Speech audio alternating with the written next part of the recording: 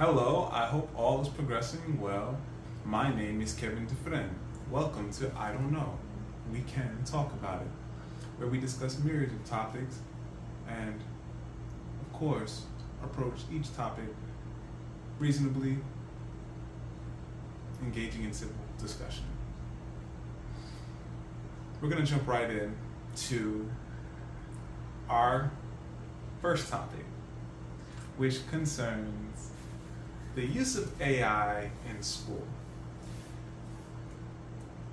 Realistically, AI, artificial intelligence, I like to use the term alternate intelligence, is going to be in discussion for years to come.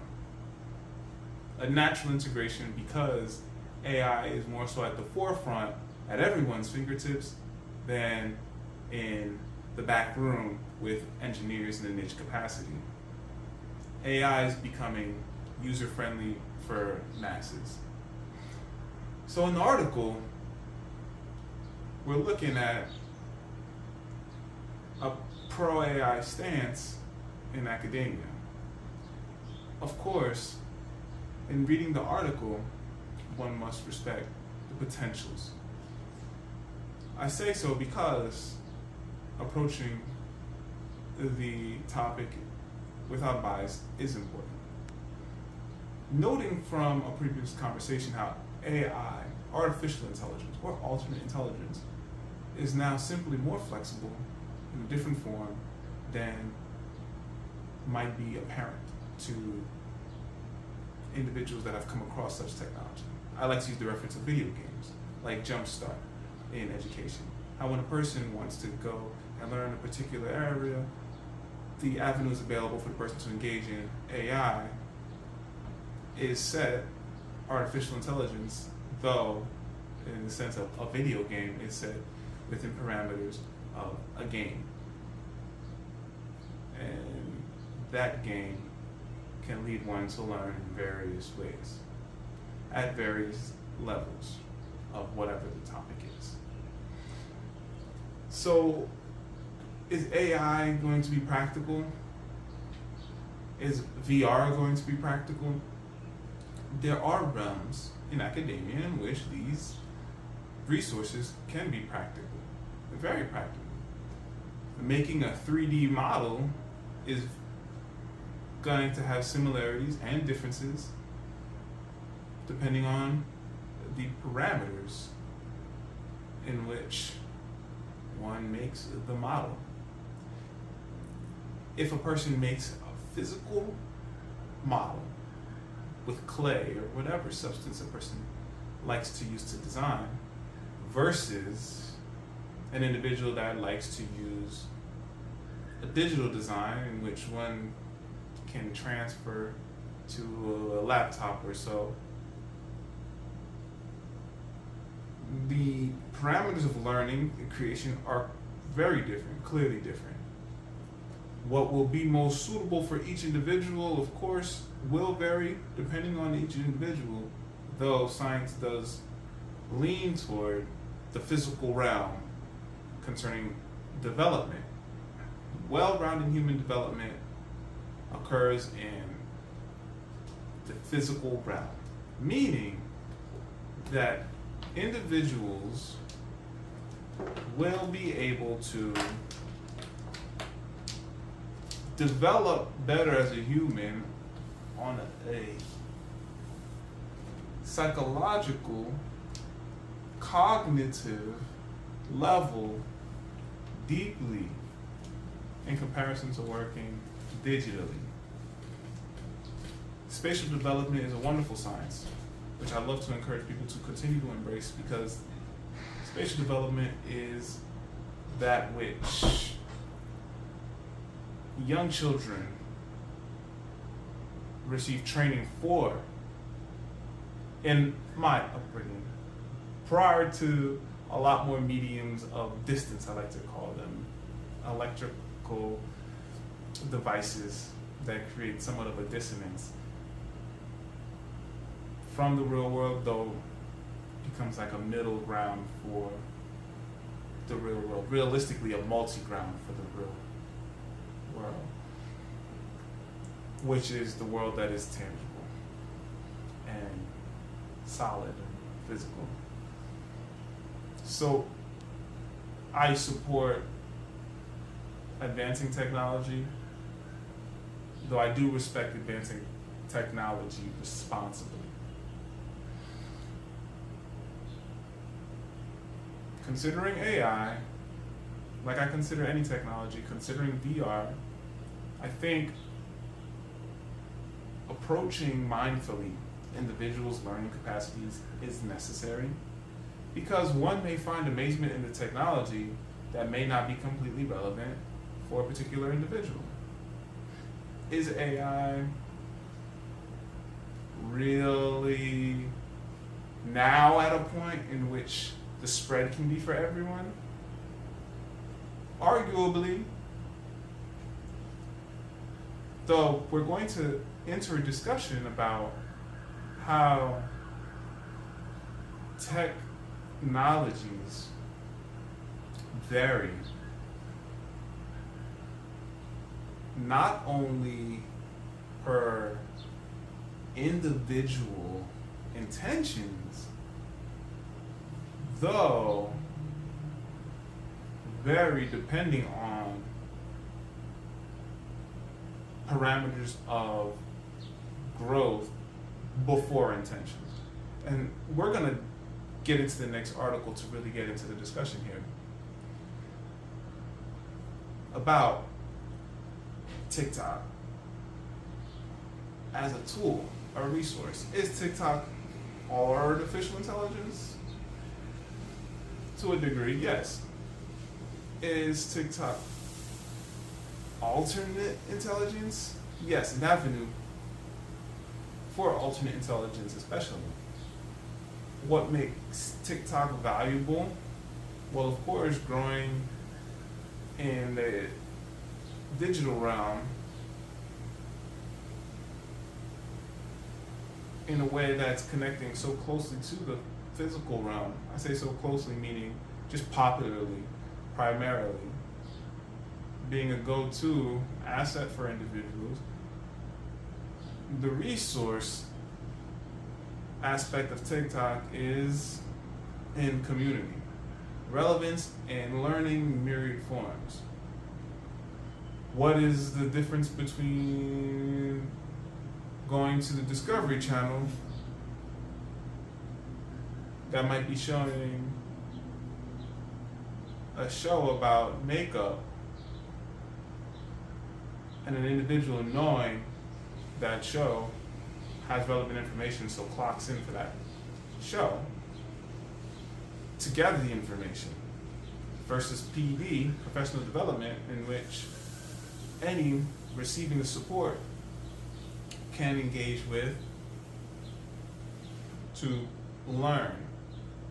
Learning is very important. I discussed this, and of course, learning is lifelong. Iterating on the fact that discerning is a part of learning is very important. So whether one learns through TikTok, through another form of programming, professional development, the idea surrounds learning. An individual engages with different processes, different networks, different communities, different collaborations, difference, period, so as to better navigate personally how one might prepare for an instance. Since we're discussing academia, we can discuss how an individual is being creative toward curriculum before curriculum happens, as well as understanding what individuals that may be receiving an education, going to an academic institution for learning, might need. Every area is quite different, as we can understand through the article, that people will learn in varying capacities, and resources have different effects in different settings, different atmospheres. Of course, with teaching, to be present and mindful, to be conscious of one's surroundings individuals in one's surroundings is very, very important. One idea might be very effective in one location, wonderfully, in one setting, beautifully, in one environment, that is not so in another, that has varying results in another. All depending on, of course, what the teachers and students are choosing to engage with and how. One can never negate that a resource is a resource. Similarly with the idea of a chef. A chef is a chef for many reasons.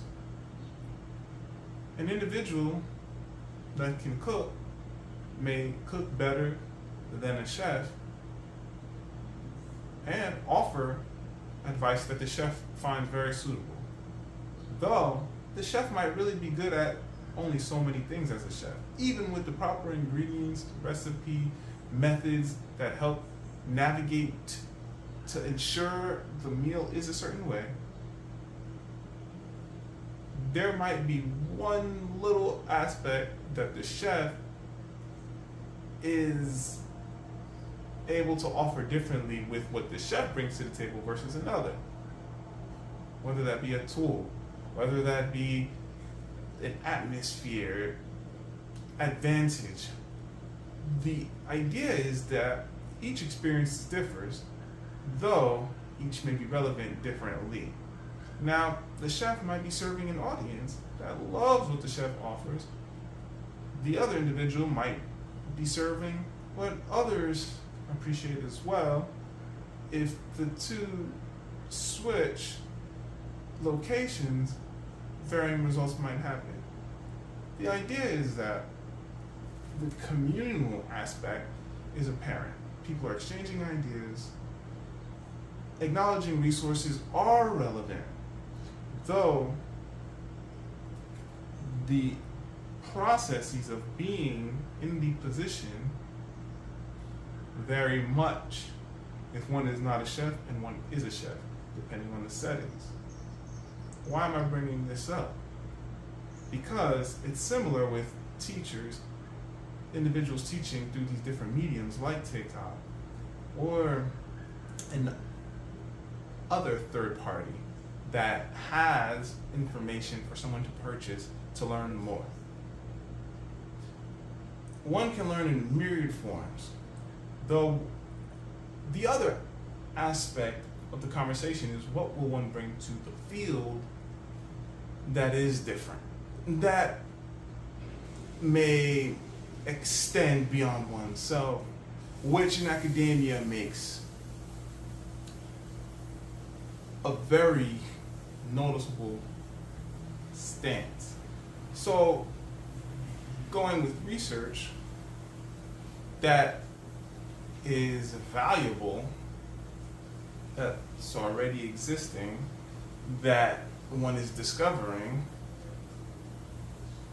implementing such in a study can be a great way to cement what one's findings are in the bigger conversations in the field of which many are already discussing. Even if one has an aspect on TikTok to study, if one questions the credibility, well, there are a lot of avenues already present in which certain TikTok lessons might already fit in, especially if I'm a professional in the field, that can receive a boost from one conducting a research study. Research and development is huge in near every field, especially academia. One may find grounding to support one's research in a practical sense, in and out of the classroom, even if one is preparing to enter the classroom. So, with the understanding that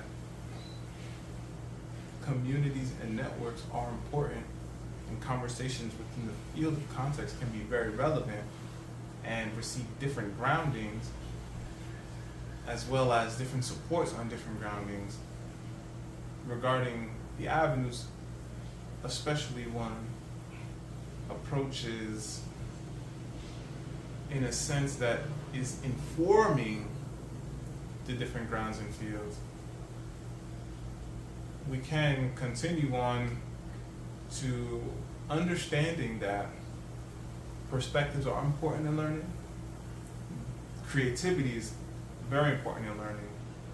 Additionally, the aspect of trying to understand if a thing is credible or not really depends on one's own knowledge of one's field. So, I advise, take my advice if you will, any individual questioning credibility needs to return to sources that already exist. I understand trends can be very eye-catching at times. A reality is a lot of research is already done that needs respect.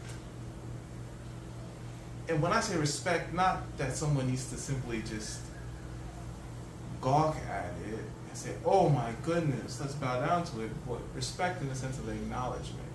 Even I understand that many before me do research for many topics I have interest in. And I'm like, okay, thank you.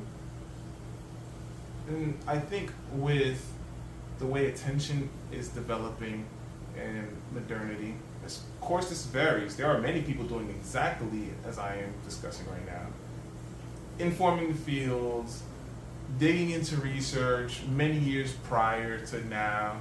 Yes, some research might seem ancient, go figure. A lot of research that is ancient can tend to be very relevant to modernity. Don't sleep on ancient text or what you might consider older text or older research, because these individuals that exist prior to moi, possibly you, informing the field for like 20 to 50 years, whether that be in one niche community, in a state, a county, nationwide, information is readily available. And of course, teachers, the root is you're gonna have to teach. If you're a good teacher, people remember.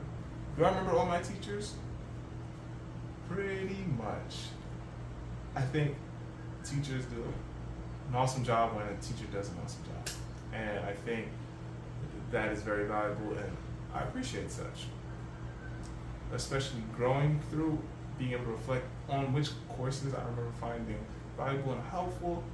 And of course I'm gonna appreciate such. Now I'm not saying every teacher is good, though. I'm saying that teachers have a very large impact and can have an even larger impact in different settings. So teachers, you are valuable. The better teacher you are, the students will remember you. It's really a life situation. Like, teachers have a lot of responsibility. So with that, we can move on, because AI, resources, different sources of information, teaching methods, learning is lifelong. Though, as I'm always going to say, if one is truly learning, one must be discerning, and discerning well. So we can move on to origami. So now what's happening here is we're going to do an origami exercise. Bum, bum, bum, bum. This origami exercise here goes like this. Okay, it takes a little bit of a just, it just has a cross pattern, right? So I'm going to go corner to corner, sideways. So I have a sideways triangle.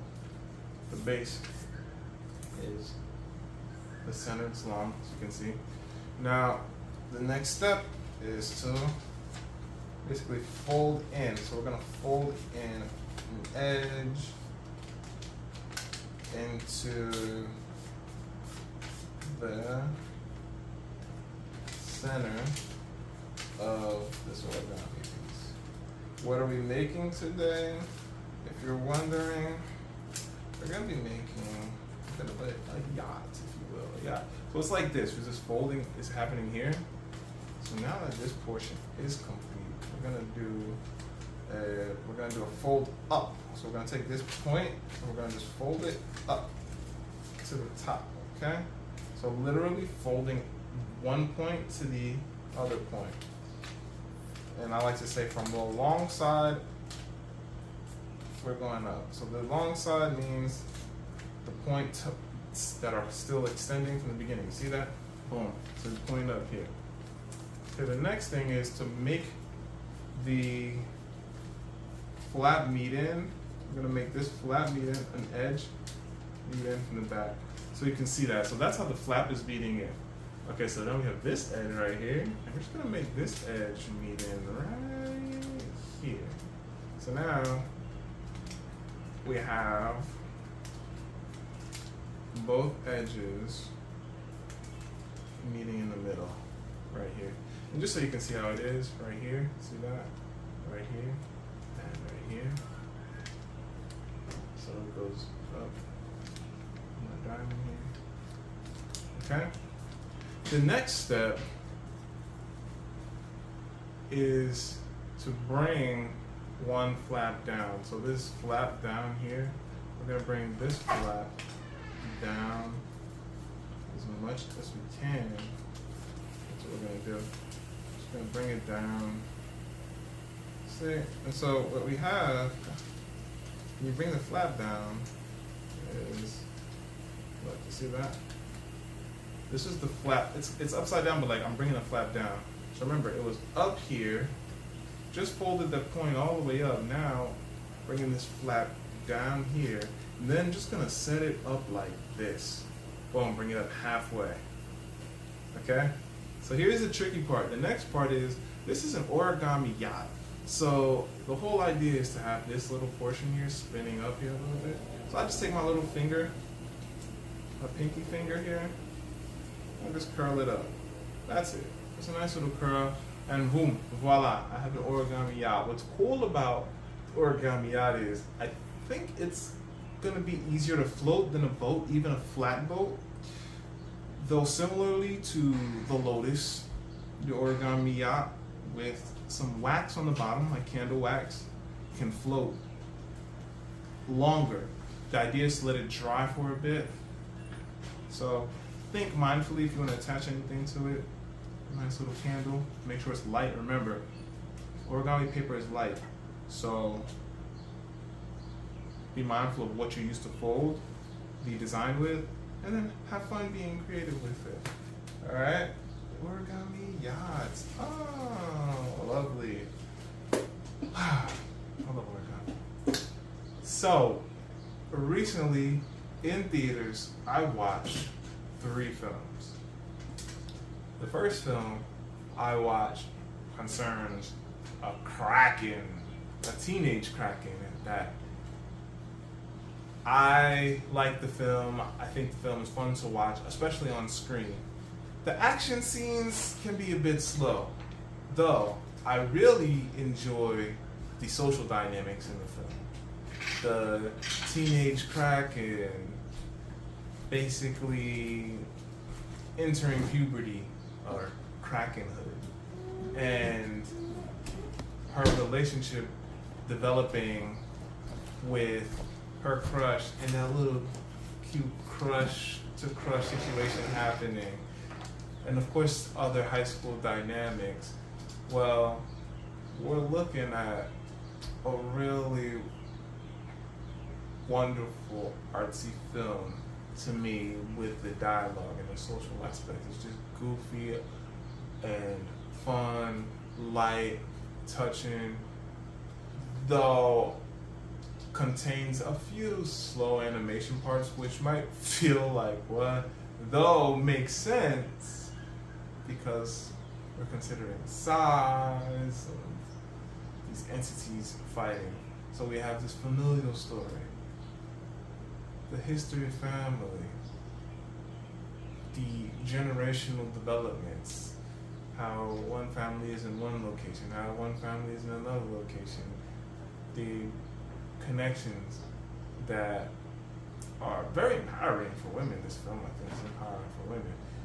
And I'm not just saying that. I mean, the women are the only entities that can truly transform in the film, though the men are very supportive as well. And we're having a twist. I'm not familiar with the monstrous siren story popularly. I can recall one film with William Dafoe at a lighthouse. Very rare mermaid stories that are monstrous. Even so, the siren comes to mind when I think of a monstrous type of sea creature that is a lady. Otherwise, I like how the film progresses. Very light film. The next film I watch concerns everybody. Literally, the I in LGBTQIA+. And I think the film, which is more like a documentary, is an interesting watch because what I come to understand in the international conversation is that international conversation of human development, to be specific, is that the approaches of how one's body develops biologically outside of the womb, within the womb, can mean differently depending on one's environment. I'm very curious as to potential environmental effects on human development biologically. Of course, we understand psychologically there are myriad forms of methods to disrupt, block, or assist one in developing, in particular, parameters of cognition or physiology, emotionally, though including these understandings, when one understands biologically that men and women, boys and girls, before realistically blooming, if one will, into a baby, spread from very unique, though similar developments. So I'm curious if any environmental situations may impact how a human develops, including environment being all that is an environment, including consumption. So I think the film highlighting these three individuals of intersex, it's really about individuals that are intersex along this binary. Sex is different than gender, right? Gender identity, sex is biological, gender is what I like to consider choice, to say the least, of course.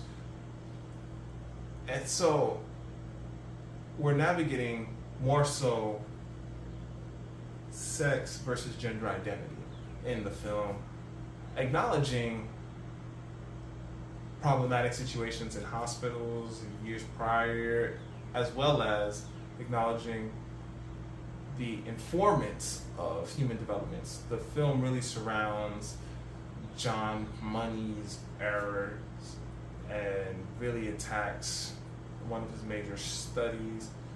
Not really attacking aggressively, though informing the audience that more information is readily available about human development and procedures may be different concerning intersex individuals primarily, though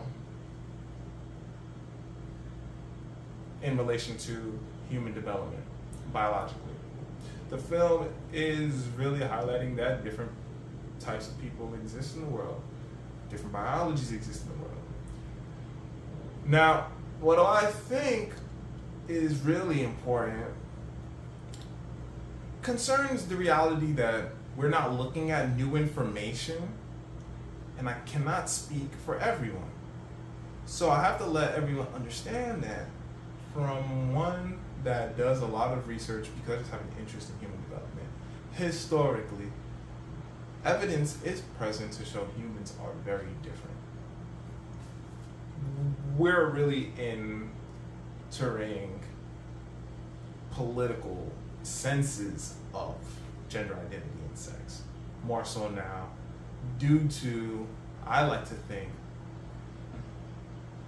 oppressive measures, legal measures, just political, social measures that are bringing to tables everywhere a hand of control, instead of just acknowledging different culture areas. Yes, David Graeber and Wendrow. I like the term culture areas concerning the dawn of humanity. The entire world is full of different communities. And I think that just respecting different culture areas is really just not being aggressive to another culture area. That is where usually problems occur socially, with violence. Of course, since we're on the topic of the dawn of humanity, and we're actually going to discuss this very aspect concerning freedom, and we're going to talk about what is a prime catalyst for creating debt, for just creating division.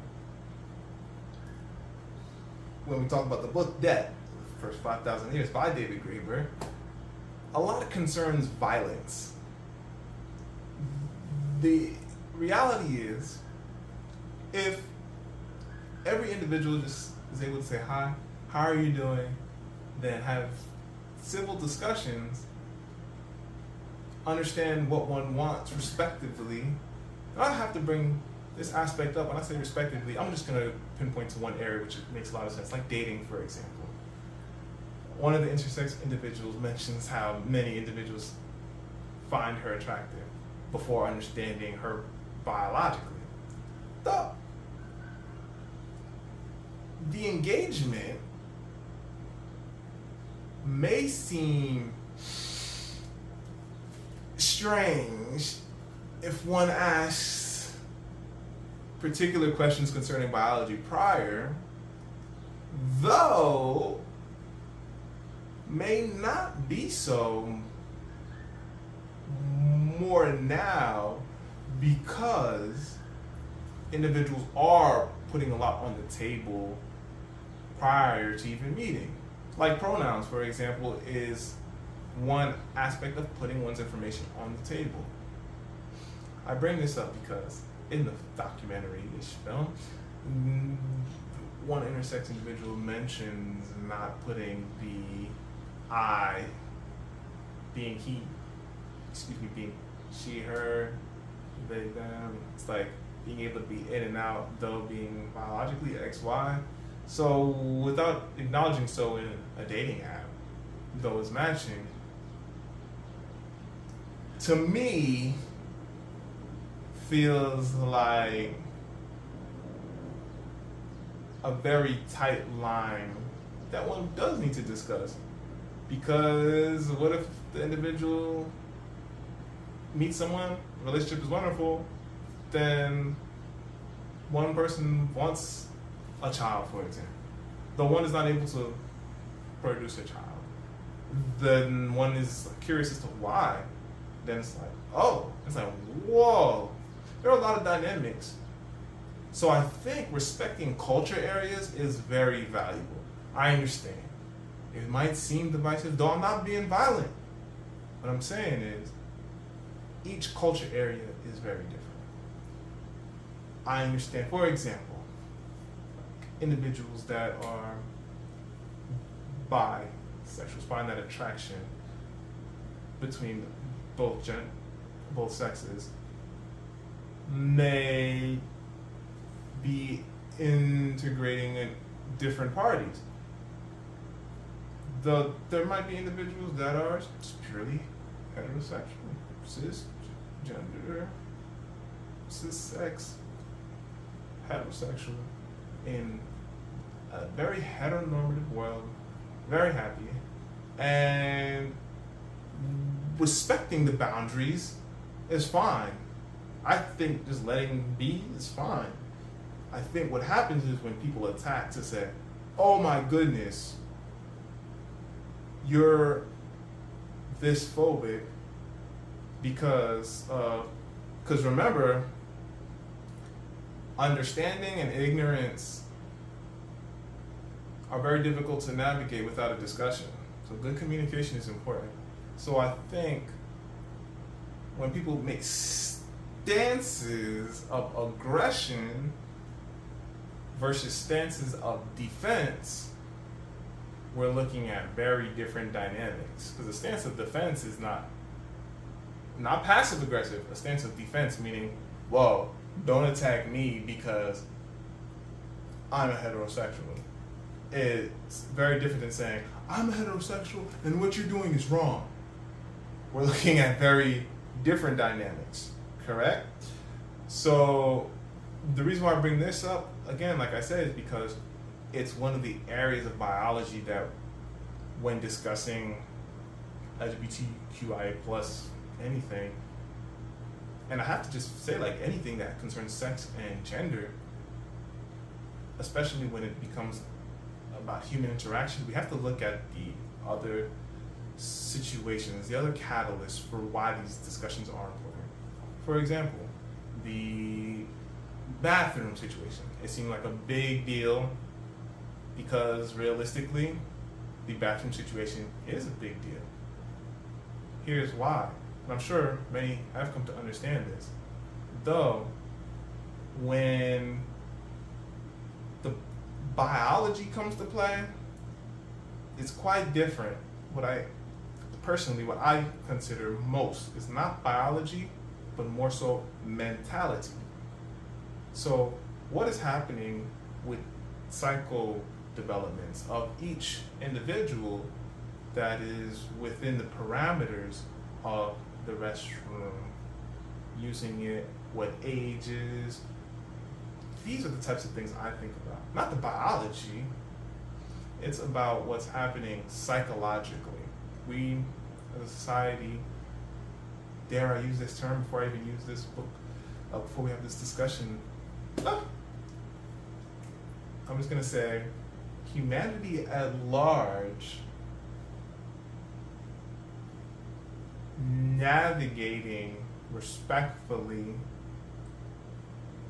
is important. To be more mindful, one must engage properly mental aptitudes, mental capacities of individuals.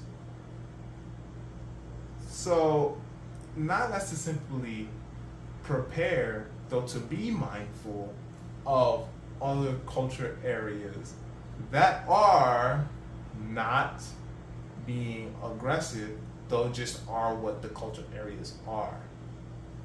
It's the aggressive aspect of certain human developments that make situations very different, and the psychological aspect, because we're not discussing desegregation from aspects of slavery. Understand? We're discussing an individual that is around, depending on the age, the context changes a lot. Depending on the age, the context a lot. But we're discussing an individual that is biologically human, leave it at that, biologically human, though we cannot always engage with what is going on within that particular individual mindset, mentally. Now what we're linking to, at least what I'm linking to, is realistically parameters of safety. I say the conversation changes depending on the context, particularly with age. And when I come to the conversation of mentality, it revolves around what one may do with particular access. when discussing the conversation, respecting culture areas as art, non-aggressive culture areas at that. We're going to move on now to the next topic, which is the next film. Though again, I think that respecting culture areas is beautiful, and a lot of individuals acknowledging so will help the world thrive better. And I think everyone does have a place in the world. If no one is doing anyone harm, everyone has a place in the world to be. It is when aggression happens, then a lot comes to the table of questioning what is going to happen. I'm not navigating biology, me personally, when these conversations come up, I'm navigating mentality, because that is where the real situation is, in the mind. This conversation is already happening in myriad forms ways. A lot of research is surrounding what I'm mentioning now, and the conversation is likely going to be happening for a long time until individuals are able to be living in respective society. This is not about race. This is not about oppression. This is about just letting be, living mindfully. I know, it's just really just saying like peace. Because we have to understand mentality. That's the reality. So, the third film I watched is Indiana Jones. I like the film. There are some aspects of the film in which I'm like, okay, this is a film, this is a movie. Though the film moves, it's entertaining. It does fit very well on the screen. There are elements, I'm not very familiar with Indiana Jones, maybe a few glimpses, like minutes of Indiana Jones here and there, growing up, way back. Not that it's really that far. And I'm like, this is cool.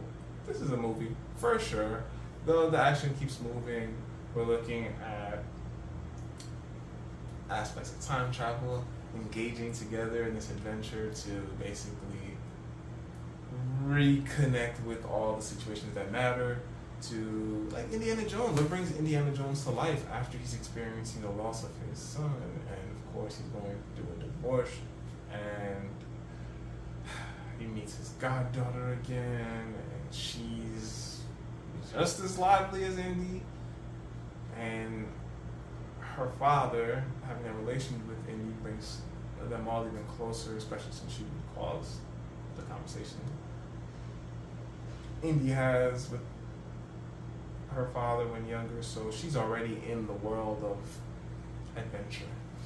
So we're really into this wonderful adventure. What I do like to point out about the film, aside from it being very just mindful, being a responsible film, Indiana Jones is super, like the actual person like Indy is super serious in the film, intentionally. I love what the film does.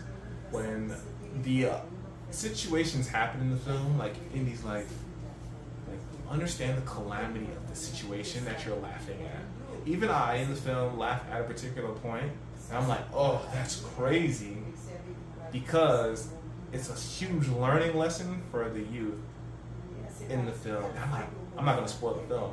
I'm like, wow, the film does take heavy responsibility. I mean, the videography is looking real good, the acting partners fulfill the film well. But mind you, across all the films, realistically, the acting partners fulfill the film well, and the voice acting partners do fulfill the film very well. I find myself engaging well in each of the films. But focusing on Indy, I like the responsibility the film takes in bringing realistic elements to the film, to ground the film, though kind of catering to the audience a little bit like, yeah, I mean, this can be funny, though let's be mindful. Because here's how Indy feels, though anyone else can probably care way less about it. This is the true character development. It's really beautiful, really well done. And the fact that Indy's character notes these situations clearly, I mean, it's a wonderful journey of not only aging, like maturing, though, of like how one feels in the film is what the film latches on. By saying so, not simply showing so, by saying so, because the context is in a social realm. It's like, this is how I feel. Like, understand, this is the true situation right now. This is how I feel. The person may or may not feel the same. That's not the situation. The situation is to acknowledge that. Do you understand what this means? Like, really means? I like that concept. Working throughout the film, I'm like, wow, so touching, really good acting. Oh my goodness, good job on really bringing that element to say that Indiana Jones is not new to the table. Indiana Jones is present here for who knows how long, and the way the film brings it in to the table of discussion is just very natural, very real, wonderful perspectives. So yeah, I like Indiana Jones. I like the film. I think it's worth watching in theaters. And of course, like I said, it has these elements where it's just like, this is a movie. And at the same time, it's also like, wow, a lot is happening that makes the film appealing. Like, what? This is so cool. And we have a little bit of fun with navigating how the discoveries happen. So, with this, we can move on to the other portion of the show that I appreciate a lot. Of course, you understand I love reading physical books and encouraging others to do so because of the true science supporting evidence that reading a physical book has lifelong term benefits. The book Debt, first 5,000 years. David Graeber. What a wonderful text. Of course, David Graeber navigates the anthropological realm with inquiries. Not to ask what is debt, where does debt simply begin, what is a society. He asks these big questions, so he's engaging to ask, well, why might we even consider, humanity consider having in slavery, indentured servants? What does an economy come from? How does trade develop? Why does trade develop so? Is trade really what we think trade is?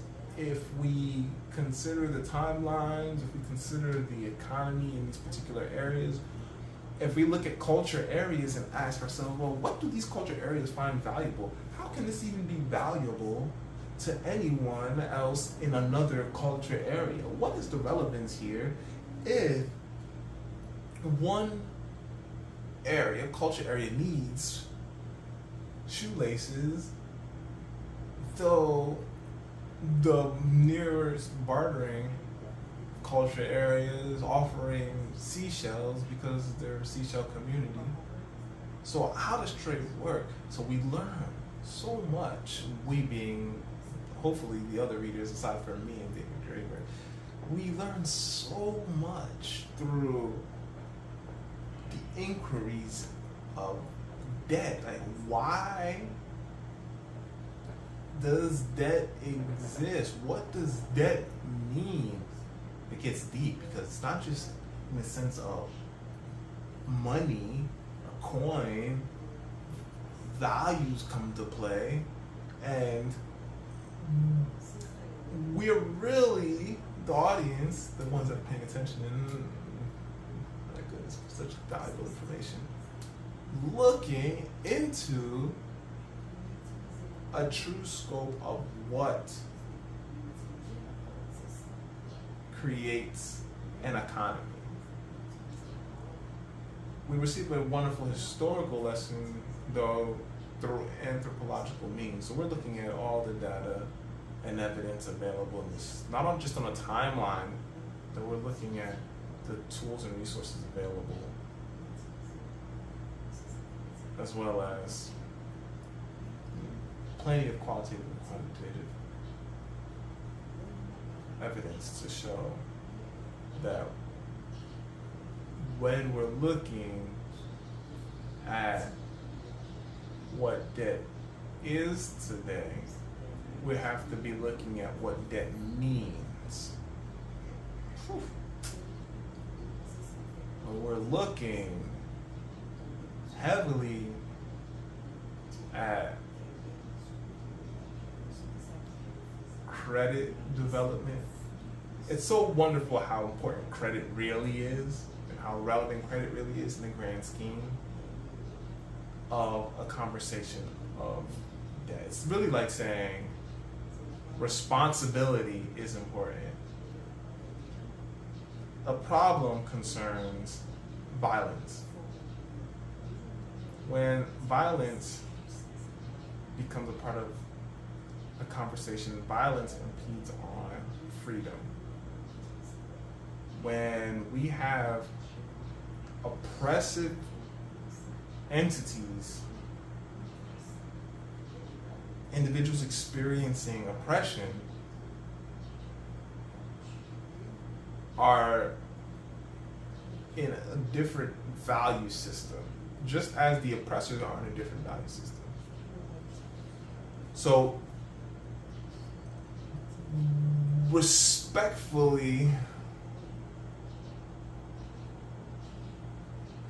one may say, depending on one's culture area, everyone is responsible for everyone, everyone is in each other's debt. Okay, it can get wild, this conversation. The reality is that the text is a wonderful compilation of anthropological research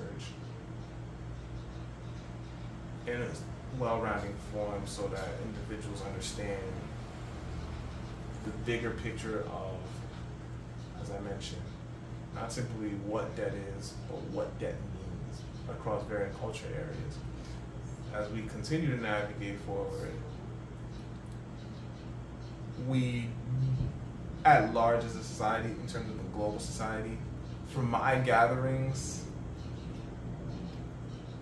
can truly benefit and grow beyond debt. Though considering one may have good debt by eliminating current debt. Because of the way certain debt cycles are in motion. I mean, I live in America, so I can say that debt cycles, debt limitations, there are many intervening stances for conversations of debt and finances that are not very sound with growth and will really be of a higher value in the sense that we'll be receiving more benefit, whether anyone agrees with them or not, we'll be receiving more benefit without actual debt. So, like a realistic reset of debt, an elimination of debt. This can get very, very intricate, which is beautiful because the ways are apparent and society in the long run can benefit.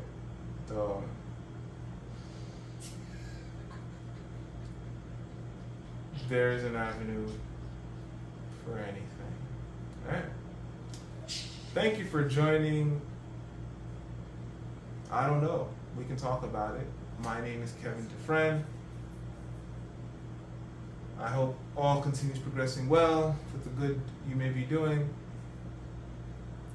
Please know and feel free to navigate Patreon.com